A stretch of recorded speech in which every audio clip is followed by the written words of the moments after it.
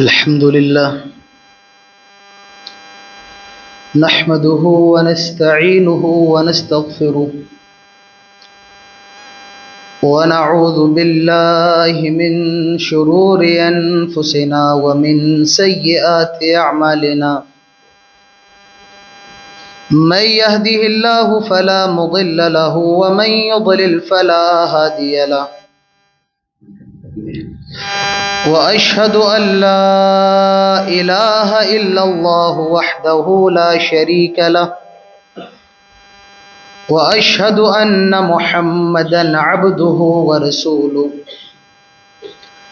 يا أيها الذين آمنوا اتقوا الله حق تقاته ولا تموتن إلا وأنتم مسلمون يا أيها الناس اتقوا ربكم الذي خلقكم من نفس واحدة فخلق منها زوجها وبث منهما رجالا كثيرا ونساء واتقوا الله الذي تساءلون به والأرحام إن الله كان عليكم رقيبا يا أيها الذين آمنوا اتقوا الله وقولوا قولا سديدا يصلح لكم أعمالكم ويغفر لكم ذنوبكم ومن يطع الله ورسوله فقد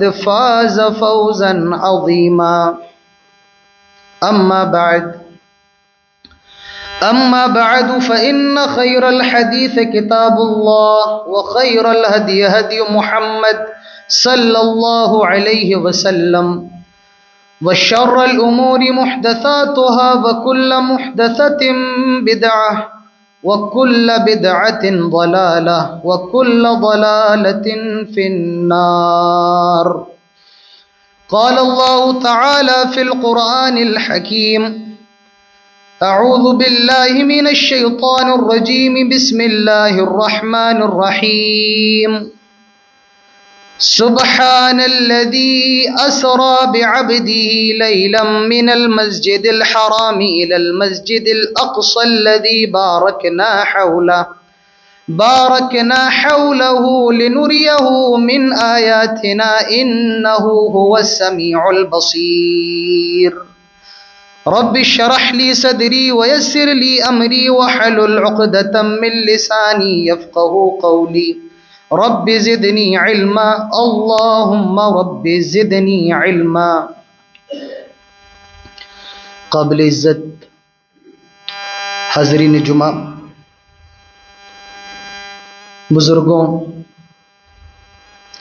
ہم عمر نوجوان ساتھیوں، پردہ نشیں عزت دار اسلامی ماؤں اور بہنوں اور ننھے منھے معصوم بچوں، سب سے پہلے ہر قسم کی تعریف و توصیف صرف اور صرف اللہ رب العالمین کے لیے لائق اور زیبا ہے، جس نے ہم سب کو انسان بنایا اور انسان بنانے کے بعد سب سے بڑا احسان یہ کیا کہ ہم سب کو مسلمان بنایا۔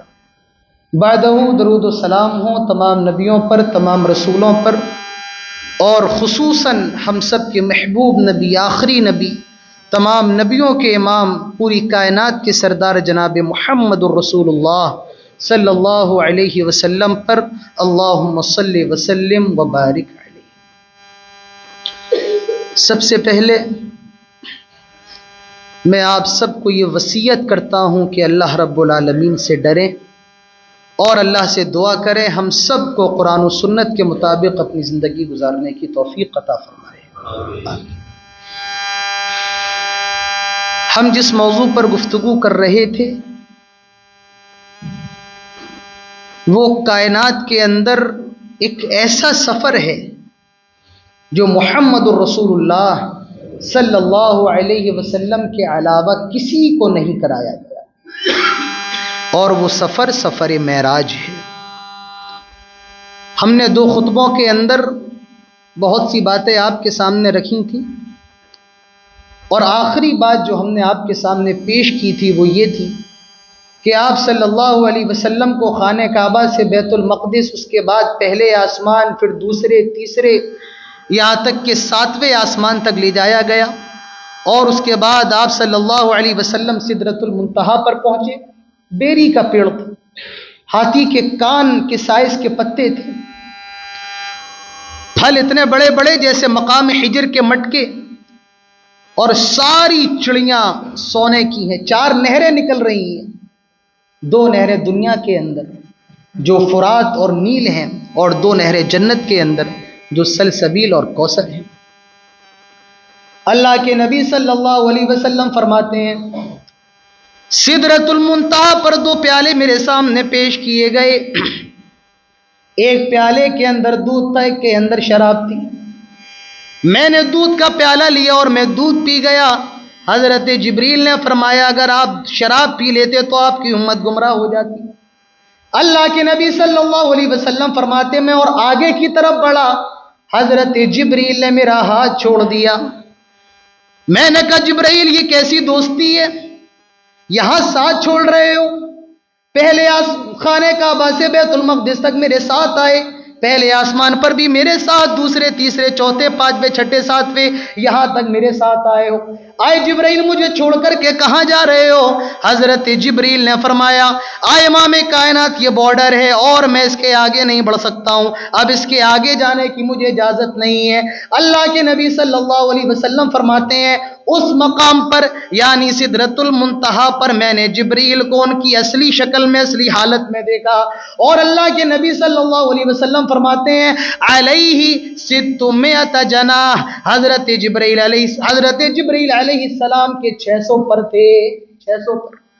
میں نے ان کو ان کی اصلی شکل میں دیکھا۔ وَلَقَدْ رَآهُ نَزْلَةً أُخْرَى، اور اللہ کے نبی نے حضرت جبرائیل کو دوسری مرتبہ ان کی اصلی شکل میں دیکھا تھا۔ پہلی مرتبہ جب آپ کو نبی بنایا گیا، اور دوسری مرتبہ یہاں پر آپ نے جبرائیل کو ان کی اصلی صورت میں دیکھا۔ اللہ کے نبی صلی اللہ علیہ وسلم فرماتے ہیں میں اس کے آگے بڑھا اور آگے گیا، مجھے اور زیادہ آگے لے جایا گیا، یہاں تک کہ قلم کے چلنے کی آواز میرے کانوں میں آ رہی تھی۔ لوح محفوظ میں جو قلم چل رہے تھے، فرشتے اللہ کے فیصلے لکھ رہے تھے، وہ قلم چلنے کی آواز بھی میرے کانوں میں آ رہی تھی۔ اللہ کے نبی صلی اللہ علیہ وسلم فرماتے ہیں پھر اس رات اللہ تبارک و تعالیٰ نے مجھے کچھ تحفے عنایت فرمائے، مجھے کچھ انعام دیے۔ اللہ تعالیٰ نے سب سے پہلا تحفہ یہ دیا، اللہ کے نبی صلی اللہ علیہ وسلم فرماتے ہیں بخاری میں اور مسلم میں دونوں میں حدیث ہے، اللہ کے نبی صلی اللہ علیہ وسلم فرماتے ہیں فرض علی 50 صلاۃ فی کل یوم و لیلہ، اللہ تبارک و تعالیٰ نے دن و رات میں 50 نمازیں میری امت پر فرض فرمائی، 50 نمازیں مجھے دی۔ پہلا تحفہ جو آپ صلی اللہ علیہ وسلم کو دیا گیا معراج کی رات، وہ کون سا تحفہ ہے؟ 50 ٹائم کی نماز دی گئی۔ لیکن ہم اور آپ تو 5 ٹائم کی نماز پڑھتے ہیں۔ یاد رکھیے 50 ٹائم کی دی گئی تھی، اللہ کے نبی صلی اللہ علیہ وسلم لے کر کے لوٹ رہے ہیں کہ راستے میں حضرت موسیٰ سے ملاقات ہوئی۔ حضرت موسیٰ نے سوال کیا ما فرض ربک علی امتک، اے نبی کیا اللہ تعالیٰ نے آپ کی امت پر کچھ نمازوں کو فرض کیا ہے؟ کیا فرض کیا ہے؟ آپ صلی اللہ علیہ وسلم نے فرمایا 50 نمازیں 50 صلاۃً۔ حضرت موسیٰ کہتے ہیں آئے محمد میں آپ سے امت کے بارے میں زیادہ تجربہ رکھتا ہوں، میں بنی اسرائیل کی طرف بھیجا گیا اور بنی اسرائیل میں 2 نمازوں کو اللہ تعالیٰ نے فرض قرار دیا تھا، لیکن میری امت بنی اسرائیل 2 ٹائم کی نماز کی پابندی نہ کر سکی، یہ 50 ٹائم کی بہت زیادہ ہے۔ آپ کی امت کا معاملہ ہے، آپ کی امت کا سوال ہے۔ نبی اکرم صلی اللہ علیہ وسلم کے سامنے جیسے ہی امت کا لفظ آیا، جیسے ہی امت کا نام آیا، اللہ کے نبی صلی اللہ علیہ وسلم اللہ تعالیٰ کے دربار میں پہنچے اور اللہ تعالیٰ سے فرمایا آئے میرے رب یہ 50 نمازیں بہت زیادہ ہیں، فاسأل التخفیف، اے اللہ کچھ کمی کر دے، اللہ کچھ تخفیف کر دے تو تیری رحمت میں کیا کمی آ جائے گی۔ ہمارا نبی کتنے مہربان ہے امت کے، امت کا نام آیا، رسول دوبارہ چلے گئے، اے اللہ یہ 50 بہت زیادہ ہے، کچھ کم کر دے۔ اللہ تعالیٰ نے 10 نمازوں کو کم کر دیا۔ حضرت موسیٰ علیہ السلام سے پھر ملاقات ہوئی، فرمایا کتنی بچی؟ کہا 40 باقی ہیں، اللہ تعالیٰ نے 10 نمازیں کم کر دی۔ حضرت موسیٰ نے فرمایا آپ کی امت کا معاملہ ہے، میری امت 2 ٹائم کی نہیں پڑھ سکی ہے، 40 تو بہت زیادہ ہیں، جائیے اور کم کروائیے، آپ کی امت کا سوال ہے۔ جیسے ہی امت کا نام آیا جناب محمد رسول اللہ صلی اللہ علیہ وسلم پھر گئے۔ اللہ کے نبی فرماتے ہیں میں آتا جاتا گیا، موسیٰ نے مجھے بار بار بھیجا، یہاں تک کہ 10 نمازیں باقی رہ گئیں۔ حضرت موسیٰ نے پھر وہی بات دہرائی، میں پھر اللہ تعالیٰ کے پاس گیا، فاسأل التخفیف، میں نے اللہ سے پھر کمی کا سوال کیا۔ اللہ تعالیٰ نے 5 نمازیں کم، اللہ تعالیٰ نے 5 نمازیں باقی رکھ دی، 45 کم ہو گئی، 5 نمازیں بچی ہیں۔ حضرت موسیٰ سے پھر ملاقات ہوئی، حضرت موسیٰ نے پوچھا کتنی باقی؟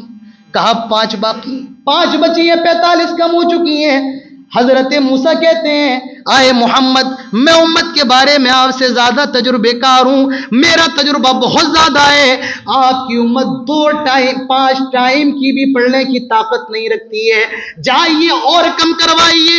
اللہ کے نبی کہتے ہیں آئے موسیٰ اب نہیں، بار بار رب کے سامنے جانے میں شرمندگی ہو رہی ہے، بار بار رب کے سامنے جانے میں حیا آ رہی ہے، آئے موسیٰ اب نہیں۔ اسی وقت غیب سے آواز آتی ہے جائیے 5 ٹائم کی نماز فرض کر دی جاتی ہے، لیکن یہ یاد رکھیے گا، آئے نبی یاد رکھیے، ہمارے یہاں عمل تو کم ہو جاتا ہے لیکن ثواب میں کمی نہیں ہوتی ہے۔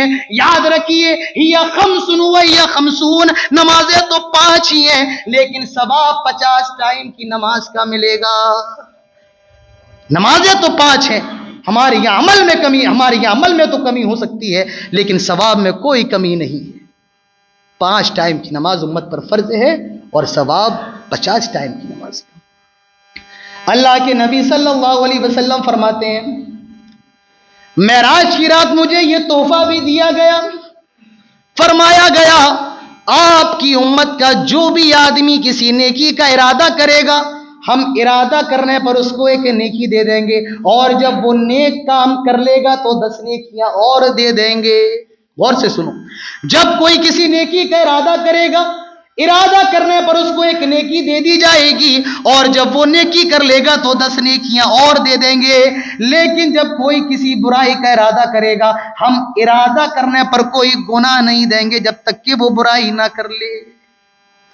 تیسرا تحفہ، اللہ کے نبی صلی اللہ علیہ وسلم فرماتے ہیں سورۃ البقرہ کی آخری آیتیں دی گئیں، آمن الرسول بما انزل الیہ من ربی والمؤمنون کل آمن باللہ وملائکتہ وکتبہ ورسلہ۔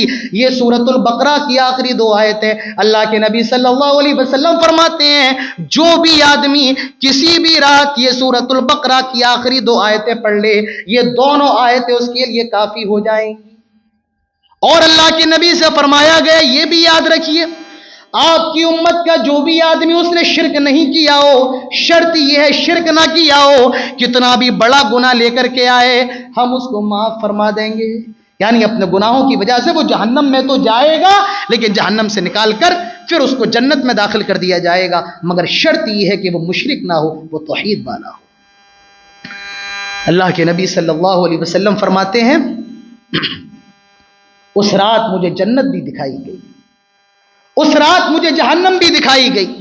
اللہ کے نبی صلی اللہ علیہ وسلم فرماتے میں نے جنت کو دیکھا، جنت میں ایک محل مجھے نظر آیا جس سے بہت عمدہ خوشبو پھوٹ رہی تھی، عمدہ خوشبو آ رہی تھی۔ میں نے کہا یہ کس کا محل ہے؟ حضرت جبریل نے اس محل کے بارے میں بتایا، آئے اللہ کے نبی بہت پرانی بات ہے، فرعون کے زمانے کی عورت کا محل ہے۔ اس عورت کا معاملہ کیا تھا؟ حضرت جبریل فرماتے ہیں وہ عورت معمولی عورت تھی اور فرعون کی بیٹی کی خادمہ تھی، فرعون کی بیٹی کی خدمت گزار تھی۔ ایک دن فرعون کی بیٹی کی کنگھی کر رہی ہے، کنگھی کرتے کرتے چھوٹ کر اس کے ہاتھ سے گر گئی، اس نے بسم اللہ پڑھ کر کنگھی کو اٹھایا، اللہ کے نام سے اٹھاتی ہوں۔ فرعون کی بیٹی نے کہا اللہ کون ہے؟ بسم اللہ اللہ کے نام سے اٹھاتی ہوں۔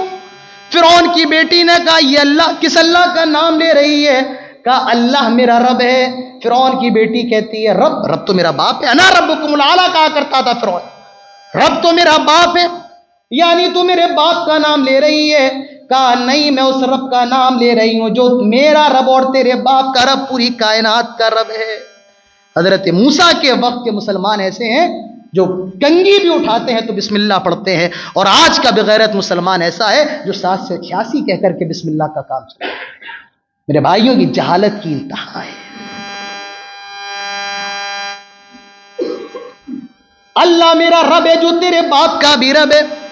فرعون کی بیٹی نے اپنے باپ کو بتا دیا فلاں عورت آپ کے محل میں رہتی ہے، کھاتی آپ کا، پیتی آپ کا ہے، لیکن نام کسی اللہ کا لیتی ہے۔ فرعون نے اس عورت کو طلب کیا، اس عورت کو بلایا، کہا مجھے معلوم چل گیا تو نے موسیٰ کا کلمہ پڑھ لیا، موسیٰ کا دین قبول کر لیا ہے، آخری موقع میں تجھے دیتا ہوں، میرے سامنے جھک جا، سجدہ کر لے۔ عورت نے انکار کر دیا، کہا جو کرنا ہے کر لو لوگ، لیکن میں تیرے سامنے سجدہ نہیں کر سکتی ہوں۔ فرعون نے حکم دیا تانبے کے برتن میں تیل گرم کرو، تیل گرم کرو، وہ بھی تانبے کے برتن میں۔ تیل کھولنے لگا، تیل ابلنے لگا، اس عورت کے معصوم معصوم بچے تھے، اس عورت کو لایا گیا، اس کے معصوم معصوم بچوں کو لایا گیا، اور وہ جو تیل تانبے کے برتن میں کھول رہا تھا، اس عورت کے ایک بچے کو اٹھایا گیا اور اس جلتے ہوئے گرم کھولتے ہوئے تیل کے حوالے کر دیا گیا، تیل میں ڈال دیا گیا، ماں کی نظروں کے سامنے ڈالا جا رہا ہے۔ ذرا غور کرو، تم اپنے بچوں کے انگلی میں اور ان کے پیر میں کانٹا بھی دیکھنا گوارا نہیں کرتے ہو۔ اس خاتون سے پوچھو توحید کیا ہوتی ہے، جس نے اپنے لختے جگر کو اپنی نظروں کے سامنے آگ کے حوالے کرنا گوارا کیا۔ ہڈیاں چرمرا رہی ہیں، بچہ چیخ رہا ہے، چمڑی گل گل کے گر رہی ہے، آنکھیں باہر نکل پڑتی ہیں۔ میرے بھائیوں یہی تو ہوتا ہے، آدمی جب چلے گا تو کیا ہوگا؟ اس عورت کے دوسرے بچے کو بھی ڈالا گیا، تیسرے بچے کو بھی ڈالا گیا، چوتھے بچے کو بھی ڈالا گیا۔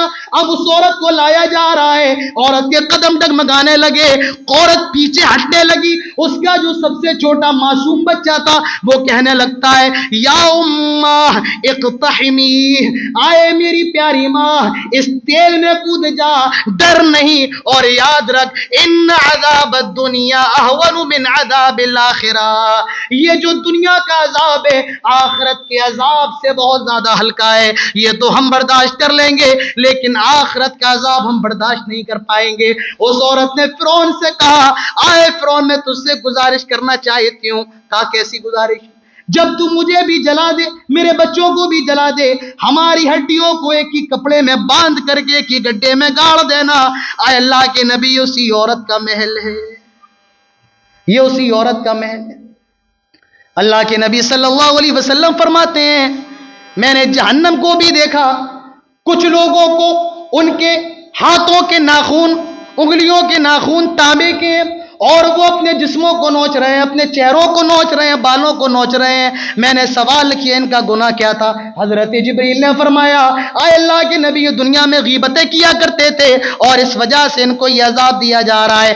اللہ کے نبی صلی اللہ علیہ وسلم فرماتے ہیں میں نے کچھ لوگوں کو دیکھا ان کے ہونٹ اتنے، ان کے ہونٹوں کو قینچیوں سے کاٹا جا رہا ہے۔ کہا یہ کون لوگ ہیں؟ کہا اللہ کے نبی یہ وہ لوگ ہیں جو دنیا کے اندر دوسروں کو نصیحت کرتے تھے، دوسروں کو دین کی باتیں بتاتے تھے، لیکن وہ خود اس پر عمل نہیں کرتے تھے۔ اللہ کے نبی کو جنت بھی دکھائی گئی، جہنم بھی دکھائی گئی، بہت لمبی گفتگو ہو جائے گی۔ اس کے بعد آپ صلی اللہ علیہ وسلم کو اسی رات میں، رات کے تھوڑے سے حصے میں امام کائنات کو دنیا کے اندر لے آیا گیا۔ آپ کو جہاں سے لے جایا گیا آپ دوبارہ وہیں پر آ گئے، دنیا کے اندر، مکہ کے اندر۔ اللہ کے نبی صلی اللہ علیہ وسلم فرماتے ہیں میں بیٹھا ہوا تھا اور غمزدہ بیٹھا تھا۔ کیوں؟ اگر کوئی مجھ سے پوچھے گا تو میں اگر اس کو بتاؤں گا تو وہ سمجھے گا یہ جھوٹ بول رہے ہیں۔ اللہ کے نبی فرماتے میں مکے کے اندر حتیم میں بیٹھا ہوا تھا، ابو جہل کا گزر ہوا، کہا محمد کیا بات ہے، بڑے پریشان بیٹھے ہوئے ہیں۔ کہا ابو جہل ایک بات بتاؤں؟ کہا بتائیے۔ آئے ابو جہل آج کی رات مجھے بیت اللہ سے، خانہ کعبہ سے بیت المقدس لے جایا گیا، ساتوں آسمان دکھائے گئے، جنت جہنم دکھائی گئی۔ ابو جہل نے کہا اچھا، کہتا یہ جو آپ میرے سامنے کہہ رہے ہیں یہ سب کے سامنے کہہ سکتے ہیں؟ آپ نے فرمایا تو سب کے سامنے کہہ سکتا ہوں۔ جب یہ معاملہ ہوا ہے گیا مکے کے بڑے بڑے سرداروں کو جمع کیا، آؤ آؤ دیکھو آج ایک نئی بات بات آئی ہے. ابھی تک تو ہم یہ سنتے تھے کہ ان کے اوپر وحی آتی ہے, ابھی تک تو ہم یہ سنتے تھے یہ جنت اور جہنم کا ذکر کرتے ہیں, یہ ہمارے معبودوں کو غلط کہتے ہیں.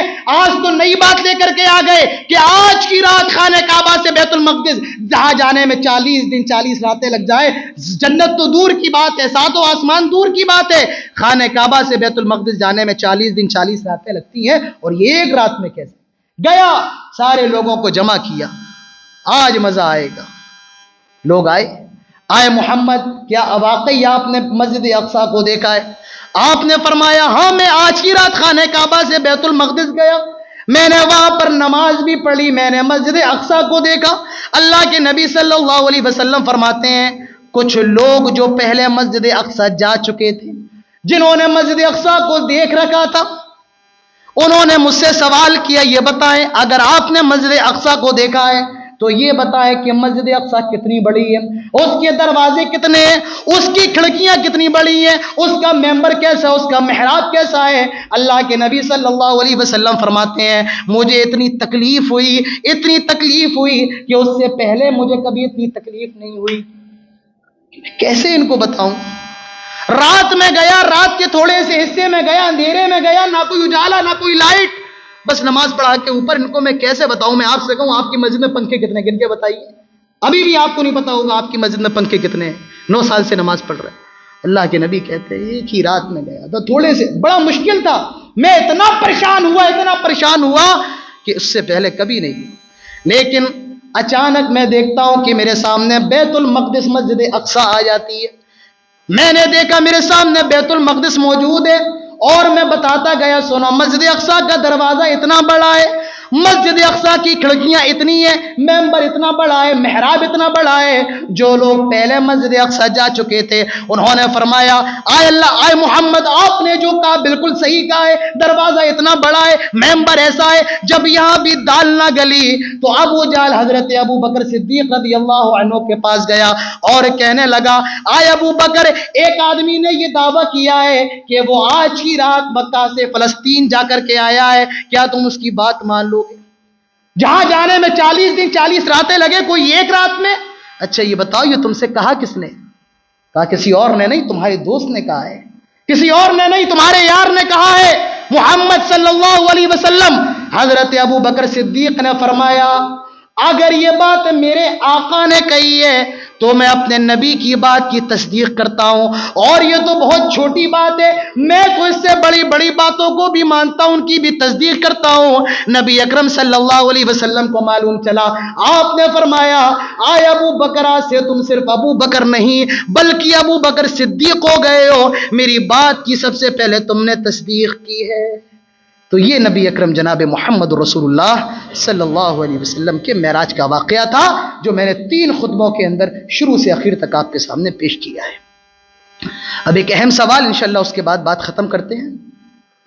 وہ سوال یہ ہے کیا اللہ کے نبی نے معراج کی رات اللہ تبارک و تعالیٰ کو دیکھا تھا یا نہیں دیکھا تھا؟ امام ابن العز الحنفی کہتے ہیں واتفقت الامت, امت کا اس بات پر اتفاق ہے کہ دنیا کی آنکھ سے کوئی بھی اللہ تبارک و تعالیٰ کو دیکھ نہیں سکتا ہے. لیکن اب سوال یہ ہے کہ آیا نبی نے معراج کی رات اللہ کو دیکھا تھا؟ حضرت عائشہ رضی اللہ عنہا فرماتی ہیں جو یہ کہے کہ نبی نے اللہ کو دیکھا تھا وہ سب سے بڑا جھوٹا ہے, وہ سب سے بڑا جھوٹا ہے. مسروق کہتے ہیں میں حضرت عائشہ کے پاس تھا اور میں نے حضرت عائشہ سے سوال کیا کہ یہ بتائیے کیا معراج کی رات اللہ کے نبی نے اللہ تعالیٰ کو دیکھا تھا؟ حضرت عائشہ کہتی ہے تمہارے اس سوال سے میرے رونگٹے کھڑے ہو گئے. سنو میں تمہیں 3 باتیں بتاتی ہوں, جو ان باتوں کو کہے سمجھ جاؤ وہ سب سے بڑا جھوٹا ہے.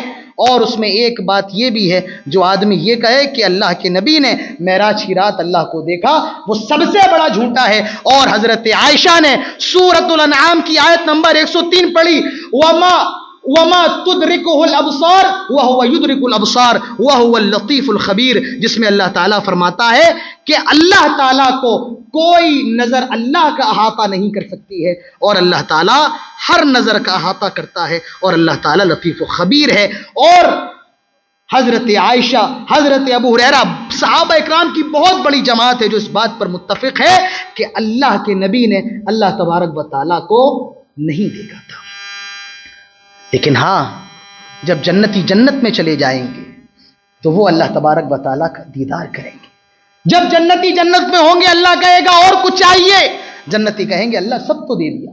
اللہ تعالیٰ فرمائے گا حجاب ہٹاؤ، پردہ ہٹاؤ، پردہ ہٹایا جائے گا اور سارے جنتی اللہ تعالیٰ کو دیکھیں گے اور دیکھ کر کے کہیں گے آئے اللہ جنت کی ساری نعمت اس نعمت کے آگے پھیل ہیں۔ میرے بھائیوں، جنت کی سب سے بڑی نعمت یہ ہوگی جنتی لوگ اللہ تبارک و تعالیٰ کا دیدار کریں گے۔ وجوہ یومئذ ناظرہ الی ربہا ناظرہ، اللہ تعالیٰ فرماتا ہے قیامت کے روز بہت سے چہرے روشن ہوں گے اور وہ اللہ تبارک و تعالیٰ کا دیدار کریں گے۔